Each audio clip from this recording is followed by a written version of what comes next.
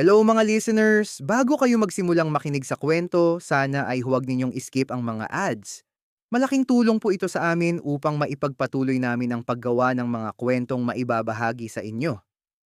Maraming salamat sa inyong suporta. At sana ay mag-enjoy kayo sa pakikinig. Happy listening! Hi! Ako si Lucas, 25 years old at isa akong call center agent. Ang mundo ko ay kabaliktaran ng mundo ng karamihan sa mga empleyado. Sa gabi ako nagtatrabaho at sa umaga naman natutulog. Nakakapagod ang ganitong setup, pero nasanay na rin ako sa paglipas ng panahon. Sa totoo lang, hindi ko pinangarap na maging call center agent. Pero ito ang trabahong tumanggap sa akin dahil hindi ko natapos ang pag-aaral ko. Hanggang third year college lang ang natapos ko. Gayunpaman, hindi ko pa rin isinusuko ang pangarap kong makapagtapos. Plano ko pa rin bumalik sa pag-aaral balang araw at tapusin ang kursong Business Administration. Bunso pala ako sa 6 na magkakapatid. 3 kaming lalaki at 3 ring babae. Yung 4 kong nakatatandang kapatid ay may sarili ng pamilya, habang kaming 2 namang natitirang single ay parehong nagtatrabaho. Kami ang tumutulong sa mga gastusin ni na mama at papa dahil hindi na sila nagtatrabaho. Hindi naman kalakihan ang kinikita ko bilang call center agent, pero sapat ito para masuportahan ang sarili ko at makatulong kahit papaano sa pamilya. Hindi man marangya ang buhay namin, nagpapasalamat pa rin ako dahil may maayos akong trabaho at may kakayahang magbigay sa mga taong mahalaga sa akin. Hindi madali ang buhay. May mga gabing sobrang pagod ako. May mga araw na pakiramdam ko ay paulit-ulit na lang ang lahat. Pero sa tuwing naiisip ko ang pamilya ko at ang mga pangarap na gusto ko pang maabot, nagkakaroon ulit ako ng lakas para bumangon at magpatuloy. Marami akong gustong bilhin at marami ring lugar na gusto kong puntahan. Pangarap ko ring makapag-travel sa iba't ibang bansa at maranasan ang mga bagay na hanggang ngayon ay napapanood ko lang sa social media. Ang dami kong gustong gawin sa buhay, pero sa ngayon, pera talaga ang kulang. Kaya tuwing day off ko, hindi ako tumitigil sa paghahanap ng paraan para madagdagan ang kita ko. Aktibo akong naghahanap ng part-time job at iba pang source of income. Sinubukan ko na rin ang affiliate marketing at pagpo-post ng mga product links online.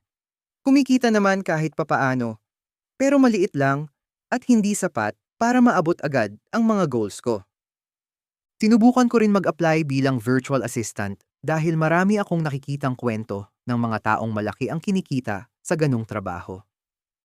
Pero sa ngayon, hindi pa ako sinuwerte. Ilang beses na akong nag-apply at nagpadala ng resume, pero wala pa ring magandang resulta. May mga tao ring nagsasabi sa akin na subukan ko raw mag-content creation o gumawa ng online platform dahil may itsura naman daw ako. Hindi naman sa pagmamayabang, pero madalas talaga akong makatanggap ng mga papuri tungkol sa itsura ko. Madalas nilang sabihin na gwapo raw ako, matangkad, at maganda ang pangangatawan. Sa call center, marami na rin ang nagpakita ng interes sa akin at nagtangkang manligaw sa akin. Lalo na mga bakla. Pero mga wala naman silang pera. Katulad ko rin sila na mahihirap, so wala akong mapapala sa kanila. Siguro kung may mayaman na nang ligaw sa akin, papatulan ko agad. Isang araw, pauwi na sana ako pagkatapos ng shift ko. Kakatapos ko lang sa isang mahirap na customer concern kaya medyo na late na rin ako sa pag-uwi. Pagod na ako at ang nasa isip ko na lang ay makauwi at makapagpahinga. Bago ako umalis ng opisina, dumaan muna ako sa CR para maghilamos at mag-ayos ng sarili. Habang naghuhugas ako ng kamay, napansin ko ang isang lalaki sa kabilang lababo. Tahimik lang siyang naghuhugas ng kamay at nakatingin sa salamin. Hindi ko alam kung bakit, pero napatingin ako sa kanya. Sakto namang napatingin din siya sa akin. Sandali kaming nagkatitigan sa refleksyon ng salamin bago kami parehong umiwas ng tingin tapos nagmadali na siyang lumabas. Bigla akong napaisip. Parang pamilyar kasi yung lalaki na nakita ko sa CR. Hindi ko lang maalala kung saan ko siya nakita. Pakiramdam ko, nakita ko na siya dati, pero hindi ko matukoy kung saan o kailan. Hindi ko na masyadong pinagtuunan ng pansin yon at naglakad na ako palabas ng building. Pagdating ko sa labas, binuksan ko ang phone ko habang hinihintay ang nabook kong angkas. Tulad ng nakasanayan ko, nag-scroll ako sa social media para magpalipas ng oras. Habang nagbabrowse ako sa newsfeed, biglang dumaan ng isang post mula sa isang influencer na matagal ko nang fina-follow. Siya si Raven. Hindi naman siya ganoon kasikat kumpara sa mga sikat na content creators ngayon. Mayroon siyang halos 200,000 followers sa Facebook, mahigit 100,000 sa TikTok, at nasa 11,000 naman sa Instagram. Karamihan sa mga content niya ay tungkol sa paglalakbay, buhay sa ibang bansa, at kung minsan ay mga random thoughts tungkol sa buhay. Isa siyang factory worker sa Taiwan at madalas niyang ibahagi ang mga karanasan niya roon. Mula sa hirap ng pagiging OFW hanggang sa mga simpleng bagay na nagbibigay sa kanya ng saya. Hindi ko alam kung bakit, pero sobrang inspire ako sa kanya. Siguro dahil iba siya sa karamihan ng influencers na nakikita ko online. Wala siyang magarbong sasakyan o mamahaling gamit na ipinagyayabang. Hindi rin siya nagpapanggap na perpekto ang buhay niya. Parang napaka-genuine niya bilang tao. Kung ano ang nasa isip niya, iyon ang sinasabi niya. Kung masaya siya, ipinapakita niya. Kung nahihirapan siya, inaamin niya. Wala siyang filter at hindi niya sinusubukang maging ibang tao para lang magustuhan ng mga tao. Habang pinapanood ko ang isa sa mga videos niya, bigla akong natigilan. Parang may naalala ako. Parang kamukha niya yung lalaking nakita ko kanina sa CR, kamukha niya si Raven, yung influencer. Agad kong binalikan sa isip ko yung mukha ng lalaki. Tapos, tiningnan ko ulit yung profile picture at mga videos ng influencer. Tapos, nakita ko yung post ni Raven na nag-apply daw muna siya sa call center habang hindi pa siya nakakabalik sa Taiwan. Bumalik na pala siya sa Pilipinas. At babalik siya sa September ulit sa Taiwan. And that's when I realized siya yung lalaking nakatitigan ko kanina sa TR. Napaupo ako ng maayos habang paulit-ulit kong tinitingnan ang profile niya. Hindi ako makapaniwala. Kumpara sa mga napapanood ko sa videos niya, mas matangkad siya sa personal at mas gwapo rin. Kaya siguro hindi ko agad siya nakilala. Ibang-iba siya sa personal kumpara sa mga nakikita ko sa mga videos niya. Sa camera, masasabi mong may itsura siya, pero mas kapansin-pansin talaga siya kapag kaharap mo na siya. Mas gwapo siya sa personal, mas matangkad, at mas maayos ang tindig. Isa siya sa mga taong hindi gaanong nabibigyan ng hustisya ng kamera. Tiningnan ko ulit ang ilan sa mga posts at videos niya. Habang pinagmamasdan ko ang mga litrato niya, lalo akong nakumbinsing siya na talaga ang lalaking nakatitigan ko kanina sa CR. Pareho ang mga mata, ang ngiti, at maging ang paraan ng pagtingin niya sa kamera. Napangiti na lang ako habang tinitignan ko ang mga pictures and videos niya. Hindi ko akalaing ang isang taong ilang buwan ko nang sinusubaybayan online ay makakasalubong ko lang pala nang hindi inaasahan sa iisang building kung saan kami parehong nagtatrabaho. Sa dami ng mga content creator na pinapanood ko, siya pa talaga ang makikita ko ng personal. At sa totoo lang, mas lalo akong humanga sa kanya nang makita ko siya ng harapan. Hindi dahil influencer siya, kundi dahil mukha siyang simpleng tao lang na tahimik na namumuhay at nagsisikap para sa mga pangarap niya. Sana makita pa kita, bulong ko sa sarili ko habang napapangiti. Ilang segundo lang ang lumipas ay dumating na ang nabuk kong angkas. Isinuot ko ang helmet at sumakay na sa motor.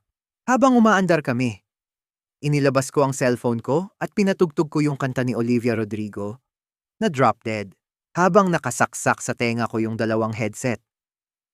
One night, I was bored in bed and stalked you on the internet. It's feminine intuition because I always had a vision of us standing like this.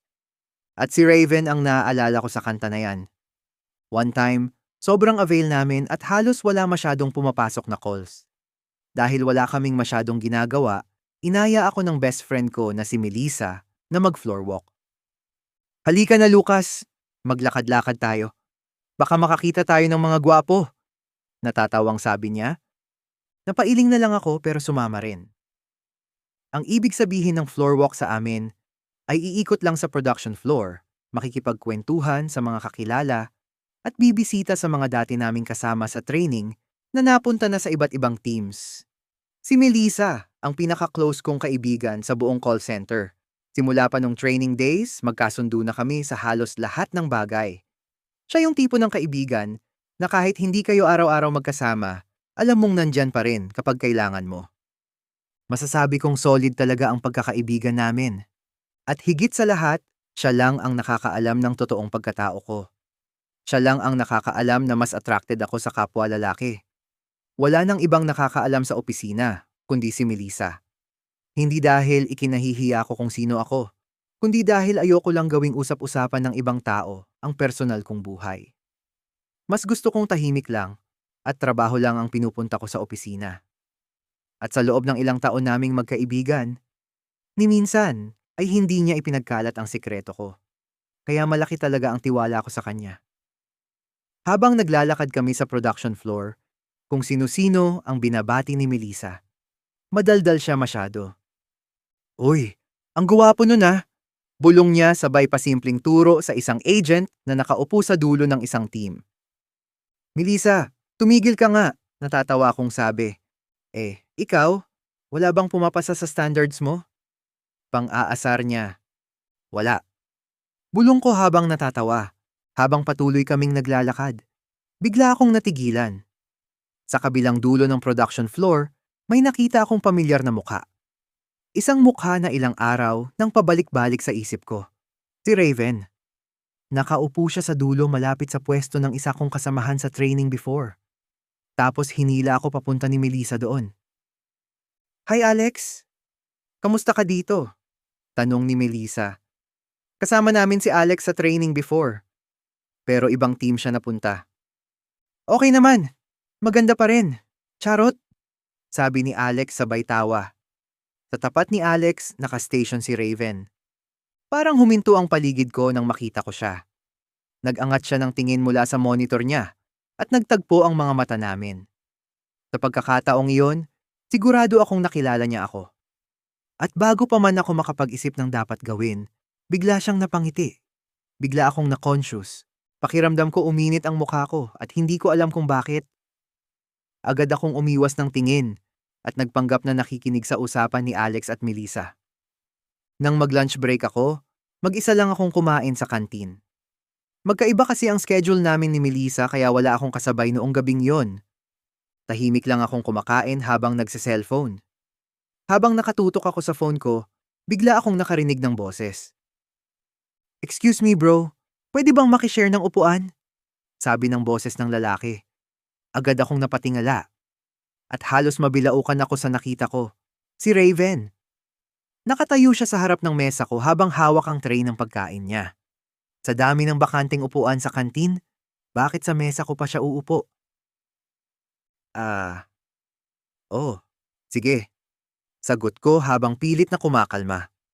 Salamat, sabi niya.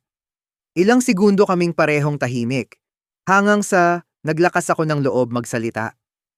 Di ba ikaw yung influencer sa Facebook na si Raven? Tanong ko. Bahagya siyang natigilan habang ngumunguya ng pagkain niya. Pagkatapos ay napangiti siya at napakamot sa batok, tapos nagsalita. Influencer agad? Content creator na lang siguro. Sabi niya habang natatawa. Pero ikaw nga, di ba? Tanong ko ulit tapos tumango siya. Oo, ako nga. Sabi niya. Matagal na akong nakafollow sa'yo. Sabi ko. Talaga? Gulat niyang tanong. Oo, yung mga travel videos mo, saka yung mga random thoughts mo tungkol sa buhay sa Taiwan. Sabi ko. Napangiti siya. Akala ko nga wala masyadong nanonood nun. Sabi niya. Marami kaya. Mahigit 200,000 na followers mo sa Facebook. Sabi ko. Napatawa siya. Grabe, kabisado mo pa. Sabi niya. Siyempre, matagal na kitang fina-follow. Hindi ko expected na makikita kita dito. Pero gaya nga ng sabi mo sa latest video mo na temporary ka lang dito sa Pilipinas at babalik ka ulit sa Taiwan sa September. Sabi ko. Hindi ko alam kung bakit, pero bigla akong nahiya sa sinabi ko. Parang tunog fanboy. Salamat, nakakatuwang marinig na may mga taong na-appreciate yung mga content ko. Sabi niya. Totoo naman. Isa ka sa mga content creators na gusto kong panoorin. Nakaka-inspire ka kaya? Sabi ko, talaga? Bakit naman? Tanong niya, sandali akong nag-isip bago sumagot. Kasi parang totoo ka. Hindi ka katulad ng ibang creators na puro magagandang bagay lang yung pinapakita. Ikaw, pinapakita mo rin yung hirap, frustrations, at kung ano talaga yung nangyayari sa buhay mo. Sagot ko. Ilang segundo siyang hindi nagsalita bago ngumiti. Alam mo, ikaw yata yung unang tao dito sa office na nakakilala sa akin dahil sa content ko. Karamihan kasi dito, hindi ako kilala, sabi niya. Napatawa ako. Uy, ang famous mo kaya pinag-uusapan ka sa team namin. Pati sa ibang teams, naririnig ko pangalan mo. Sabi ko. Napatawa siya at umiling. Grabe naman sa famous, nakakahiya naman, sabi niya. Pagkatapos ng usapan namin ni Raven, bumalik na siya sa production floor dahil malapit nang matapos ang lunch break namin. Pero bago siya umalis, may sinabi siya na hindi ko inaasahan. By the way, add kita sa FB. Ano pangalan mo? I-add kita, sabi niya. Agad kong sinabi ang pangalan ko at inilabas niya ang cellphone niya. Ilang segundo lang, nakita ko siyang nakatingin sa screen habang hinahanap ang profile ko. Ikaw ba to? Tanong niya sabay pakita ng phone. Oo, ako nga, sabi ko. Mas gwapo ka sa personal, sabi niya. Pakiramdam ko parang nag-blush yung mukha ko sa sinabi niya. Pagkatapos noon, ay bumalik na siya sa production floor. Hindi pa man siya nakakalayo, agad kong inilabas ang cellphone ko. At doon ko nakita ang notification. Raven Santos sent you a friend request. Hindi ko maalis ang saya at ngiti ko nang maging Facebook friends kami ni Raven. Alam kong para sa ibang tao simpleng friend request lang yon. Pero para sa akin, nakakatuwa pa rin dahil hindi ko naman inaasahang makikilala ko siya ng personal. Lalo na't matagal ko na siyang sinusubaybayan sa social media. Pagkatapos noon, paminsan-minsan ay napapadaan ako sa profile niya. Nakikita ko ang mga bagong posts niya tungkol sa trabaho, paglalakbay, at kung ano-anong random thoughts niya sa buhay. Pero hanggang doon lang. Hindi naman kami madalas magkita sa opisina dahil magkaiba kami ng team at schedule. Hanggang sa isang araw, habang nakahiga lang ako sa kama, bigla akong nakatanggap ng notification. Pagtingin ko sa screen, agad kong nakita ang pangalan ni Raven. Meron siyang chat sa akin. First time niya mag-chat. Hindi ko mapigilang mapangit at kiligin. Kamusta ka? Tanong niya sa chat tapos may smile emoji pa. Nag-reply agad ako. Uy, okay naman. Ikaw ba? Tanong ko din. Eto, nakahiga lang. Nagpapaantok. Day off ko ngayon. Sabi niya. Same, sagot ko. Hindi ko namalayan na ilang oras na pala kaming magka-chat. Mula sa simpleng kamustahan, nauwi kami sa kung ano-anong usapan. Tungkol sa trabaho, pamilya, mga pangarap, at mga bagay na gusto pa naming maranasan sa buhay. Tapos nag-video call pa kami. Sa bawat pag-uusap namin, mas lalo ko siyang nakikilala. At habang tumatagal, mas lalo kong naiintindihan kung bakit maraming tao ang naaaliw sa kanya. Magaling siyang makinig, may sense kausap, at hindi nakakasawang kwentuhan. Dahil sa pagiging komportable namin sa isa't isa, dumating din ang pagkakataong napunta kami sa mas personal na mga usapan. Doon ko nalaman na may pagkakapareho pala kami. Nalaman ko na attracted din siya sa lalaki at pumapatol sa lalaki pero walang nakakaalam. Napag-usapan namin ang mga bagay na hindi namin basta-basta na ikukwento sa ibang tao. Hanggang sa naging routine na namin ang mag-usap araw-araw. Hindi ko na nga maalala kung kailan nagsimula, pero dumating sa punto na parang may kulang sa araw ko kapag hindi kami nagkakausap. Pagkagising ko, may chat na siya.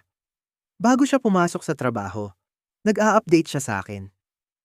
Kapag nagkikita kami sa opisina, pareho kaming maingat. Ayaw rin naming maging sentro ng usapan sa opisina. Pero kapag kaming dalawa na lang ang magkasama, ibang-iba ang lahat. Mas malambing siya. Mas madaldal ako.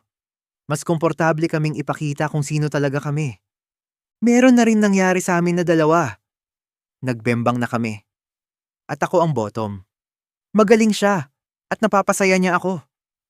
At doon ko unti-unting na-realize na nahuhulog na ako sa kanya. Sa bawat araw na magkausap kami, sa bawat bembangan namin. Na dalawa, mas lalo akong nahuhulog sa kanya. Hindi ko na namamalaya na hinahanap-hanap ko na siya. Lalo na yung kargada niya na sobrang laki. Kapag hindi siya nagme-message, napapaisip ako kung okay lang ba siya. Kapag may magandang nangyari sa araw ko, siya agad ang gusto kong pagsabihan. At kapag may problema naman ako, siya rin ang una kong gustong kausap. Pero habang palalim ng palalim ang nararamdaman ko, mas lalo rin akong natatakot. Dahil alam kong hindi pareho ang gusto ng mga puso namin. Ayaw pa ni Raven ng commitment. Marami pa raw siyang gustong gawin. Marami pa siyang goals na gustong maabot. Saka babalik din daw siya sa Taiwan ng September. Hindi pa sigurado kung saan siya dadalhin ng mga plano niya. Pero alam niyang hindi siya handang pumasok sa isang seryosong relasyon. Naiintindihan ko naman siya. Sa totoo lang, wala akong maituturong mali sa mga dahilan niya. Alam kong isa sa pinakamalaking goal niya sa buhay ay magkaroon ng mas magandang kinabukasan. Pangarap niyang makaipon, makapag-travel, at magkaroon ng financial freedom para hindi na siya kailangang mabuhay na paycheck to paycheck. Hindi rin naman kalakihan ang kinikita niya sa mga online platforms niya. Kahit marami siyang followers, hindi ibig sabihin noon ay malaki na agad ang pumapasok na pera. Maraming tao ang hindi nakakaalam kung gaano kahirap kumita bilang content creator. Kaya nga pansamantala siyang pumasok sa call center. Hindi dahil gusto niya talagang magtagal doon, kundi dahil kailangan niyang magkaroon ng dagdag na ipon habang hinihintay ang September at ang susunod na kabanata ng buhay niya. Tuwing nagkikita kami ni Raven, puro bembangan lang ang ginagawa namin. Pakiramdam ko para usan lang ako sa kanya. Hanggang sa isang araw, habang magkasama kami sa motel at naliligo siya, naiwan niyang nakabukas yung laptop niya at naka-open doon yung messenger niya. Tapos na-curious akong basahin. Habang mabilis kong binabasa ang ilan sa mga conversations, pakiramdam ko ay unti-unting gumuho ang lahat ng pinaniniwalaan ko tungkol kay Raven. Nanlamig ang buong katawan ko. Hindi lang iisang tao. Hindi lang dalawa. Hindi lang ako. Maraming lalaki. Iba't ibang pangalan. Iba't ibang conversations ang daming kalandian ni Raven. At base sa mga conversation, may mga nangyari na sa kanila ng mga kalandian niya. Yung iba, matagal na niyang kausap. Yung iba naman, parang katulad ng kung paano siya makipag-usap sa akin. Hindi ako makahinga ng maayos. Hindi ko alam kung ano ang mas masakit. Yung mga nabasa ko. O yung katotohanang akala ko, espesyal ako. Akala ko meron something sa amin na dalawa. Isa lang pala ako sa maraming taong binibigyan niya ng oras.